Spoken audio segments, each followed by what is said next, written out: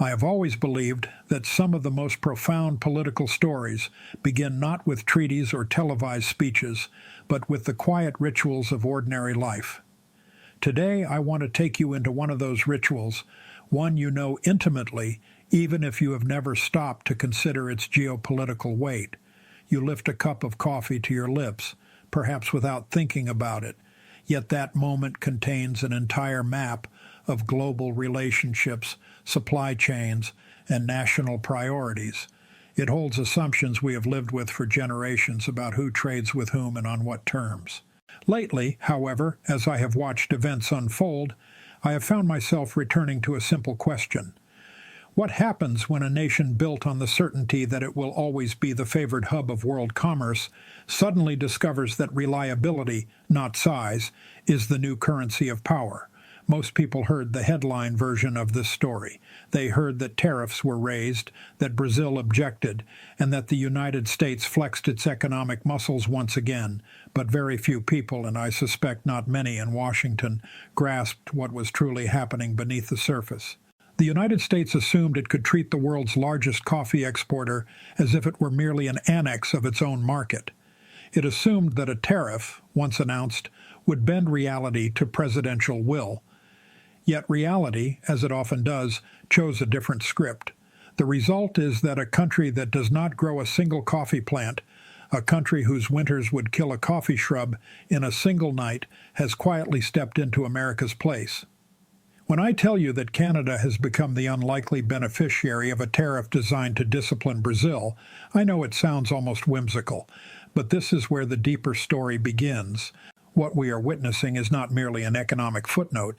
It is a revelation about the fragility of supply chains and the importance of trust in a world where power is no longer measured only in armies or GDP.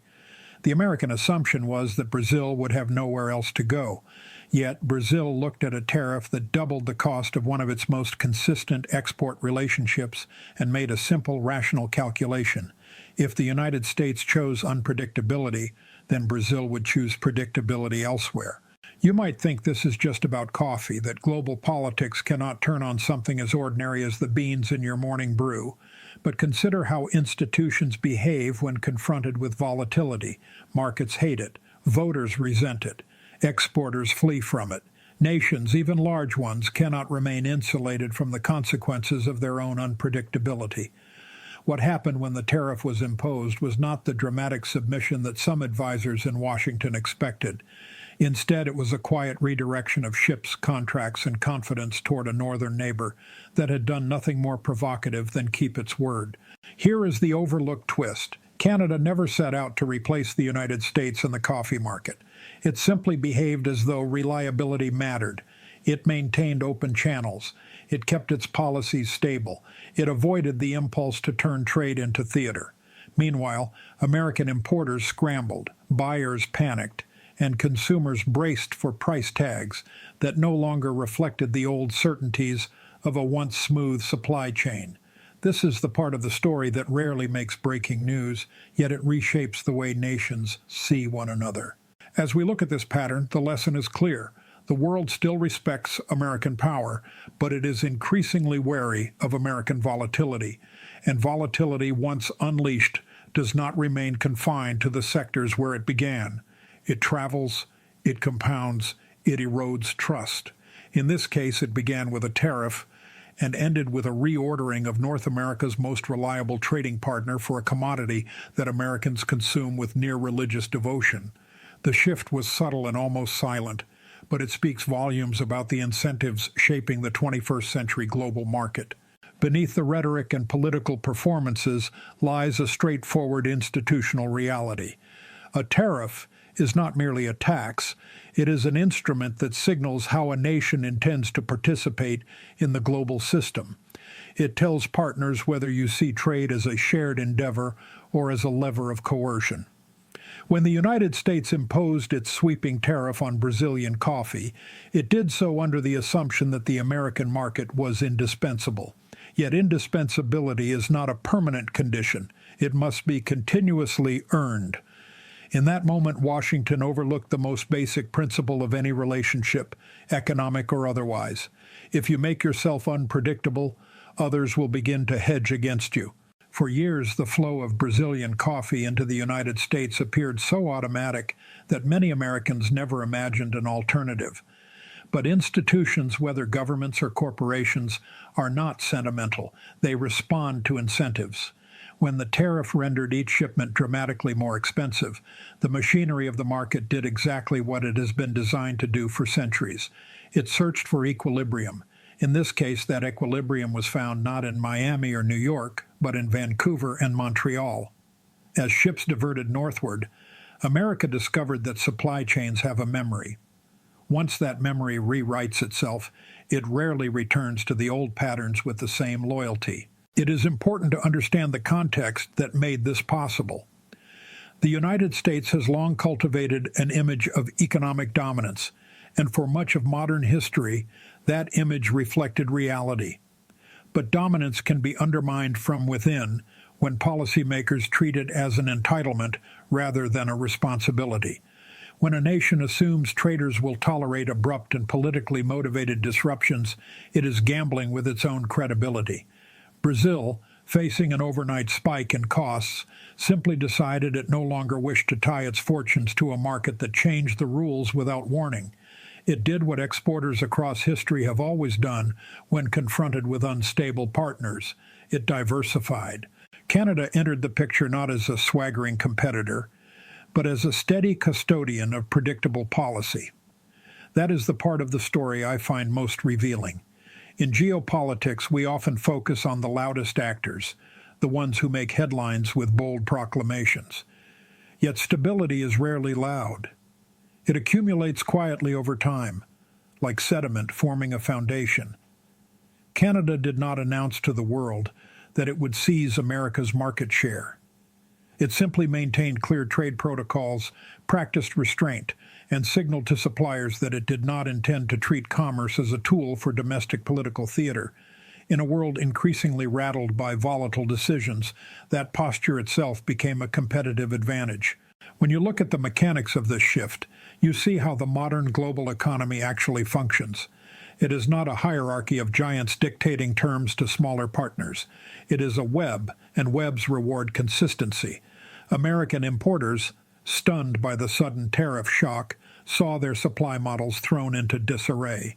Contracts stalled, prices fluctuated, and businesses that relied on stable input costs found themselves adjusting to a landscape reshaped almost overnight.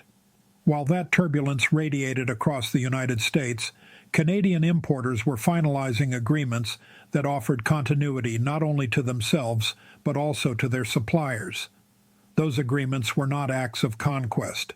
They were acts of ordinary prudence, the kind that becomes extraordinary only in contrast to instability.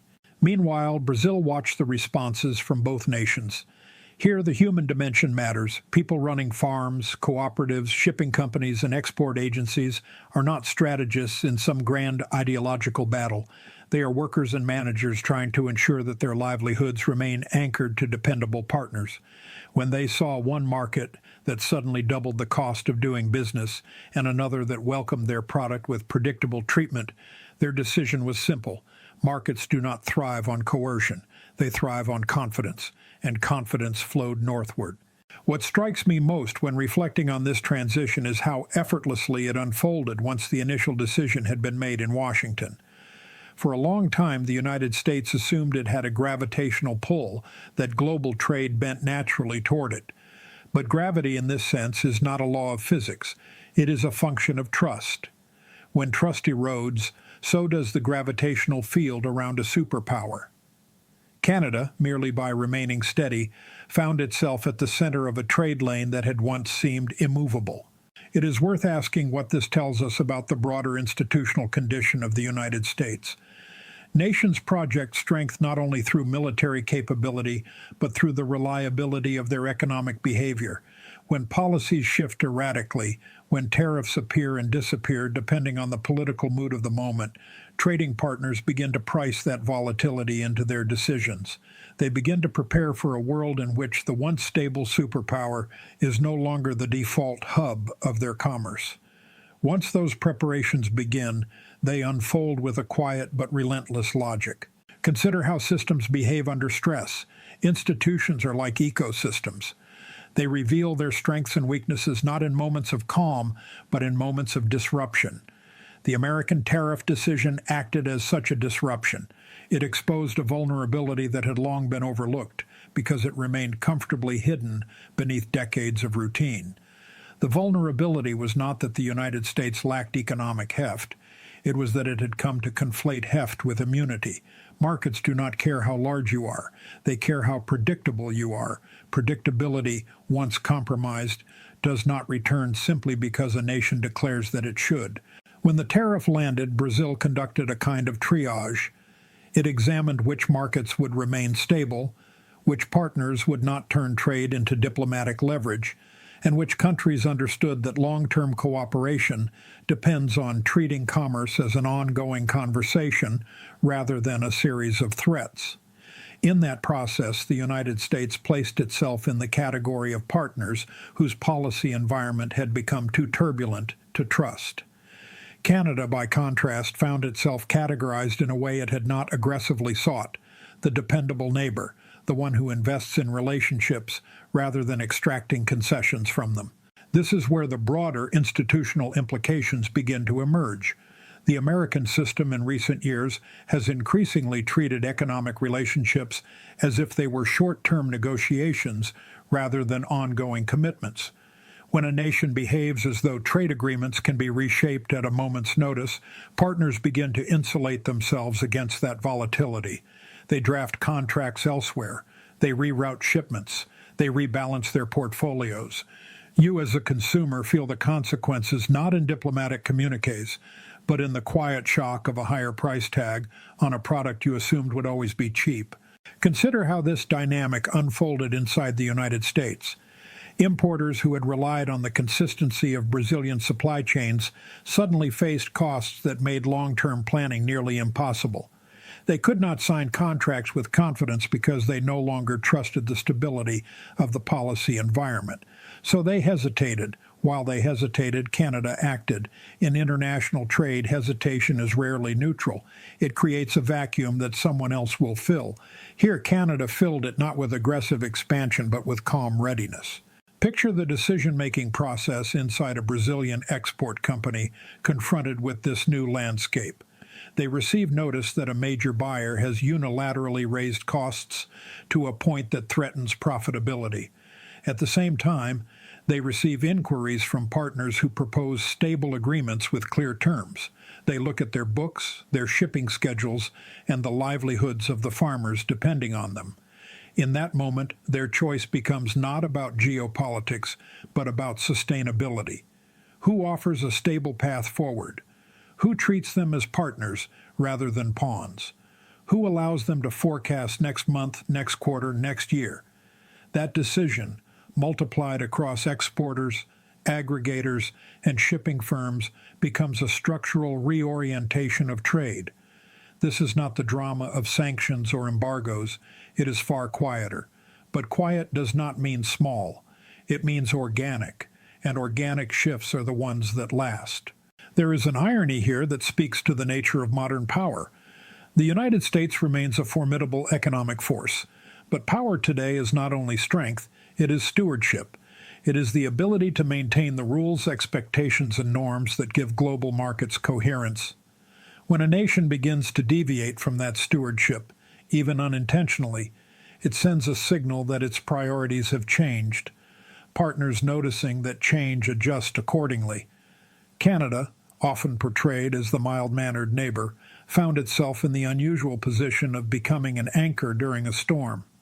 It did not build this position through spectacle or confrontation. It built it by making itself predictable. In a world of increasing unpredictability, predictability becomes its own form of power. The ships rerouted from American ports to Canadian ones are not merely carrying coffee. They are carrying a message about where the world sees stability and where it sees risk. As you reflect on this, Consider how your own civic expectations mirror these global dynamics. You expect certain institutions in your country to behave predictably. You expect laws to be applied consistently. You expect policies to be crafted with an eye toward continuity. When those expectations are disrupted, trust erodes. Once trust erodes, everything from civic participation to consumer confidence begins to wobble. Nations operate under the same principles. The United States' inability to maintain predictable trade behavior created an institutional wobble, and Canada, by maintaining its steadiness, became the unexpected beneficiary. This moment illustrates a broader truth about the 21st century. The world increasingly rewards those who keep their commitments rather than those who loudly assert their dominance. Power is migrating not toward the disruptive, but toward the dependable. As the mechanisms of global trade evolve, nations that treat partners with respect and stability will find themselves gaining influence in ways that older models of geopolitical thinking rarely accounted for. As we trace the contours of this shift, we must look at the key actors not as caricatures, but as individuals embedded within institutional roles. Nations do not act. People in positions of authority do. When those people conceive of trade not as a long-term partnership, but as a battleground for political signaling, the consequences reverberate far beyond the intended target. In Washington, the tariff decision was framed as a demonstration of strength, a reminder that the United States retained the capacity to unilaterally impose costs on those it viewed as insufficiently aligned with its interests. Yet strength, when misapplied, can quickly become self-sabotage. The officials who championed the tariffs saw leverage. The rest of the world saw volatility. In global markets, volatility is read as a warning. Brazilian officials on the other side of this equation responded not with theatrics, but with a quiet assertion of agency. They recognized that their country commanded something the United States had perhaps underestimated: indispensable supply. Coffee is not a luxury product. It is a commodity so deeply woven into global routines that no major economy can afford to ignore it. So when the American government raised its tariff wall, Brazilian leaders simply stepped around it. They expanded contracts with Europe, deepened ties with China, and welcomed Canada as a new, stable partner. Their response demonstrated a principle that sometimes gets lost in discussions about global hierarchy. Influence does not belong solely to those who consume. It also belongs to those who produce.